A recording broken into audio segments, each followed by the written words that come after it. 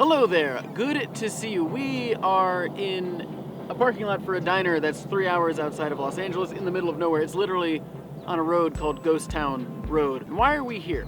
Well, I kind of made a little mistake.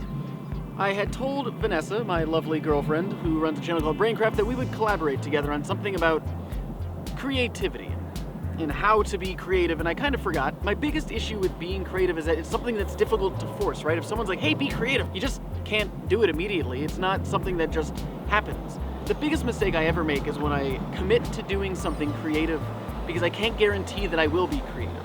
So this whole day I've been trying to figure out what I could do, what I could make that would be something worthwhile, and I couldn't think of it. So what did I do? I decided to drive with my friend for 3 hours to a diner in the middle of nowhere.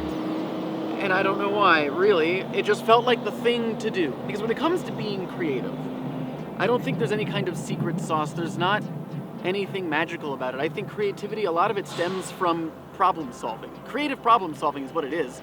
It's how can I do something differently? One of my favorite examples is Casey Neistat. He does vlogs, right? But he films them in such a way that it's different. It makes it unique. It makes it the Neistat way to make a video, and then now people try and emulate that because he's kind of set a standard. Videos that I make, I try and make them different, not to make them different on purpose, but that's just how I see that kind of content being.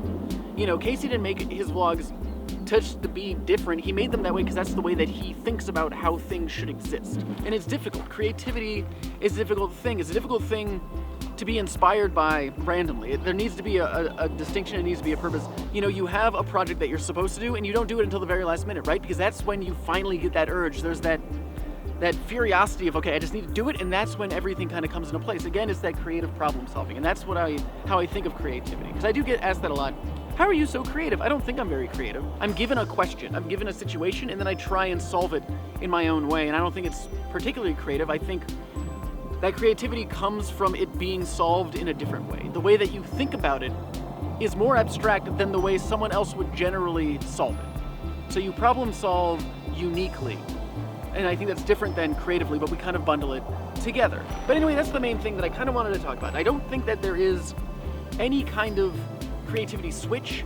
It's really just solving something. And actually, talking about my girlfriend, Vanessa, this is how we get back into the collaboration part, is that's what her whole video is about. It's about creative problem solving. And if you're given a brick, well, what is it used for? And that's kind of the whole thing. And I won't talk about it too much because it is really interesting. There's a link in the description, or there's going to be one of those little cards here you can click. You should check it out. She's a pretty cool lady. I think, obviously I'm biased, but okay, I'm going to go eat a chili omelet with a strawberry malt because I'm an adult.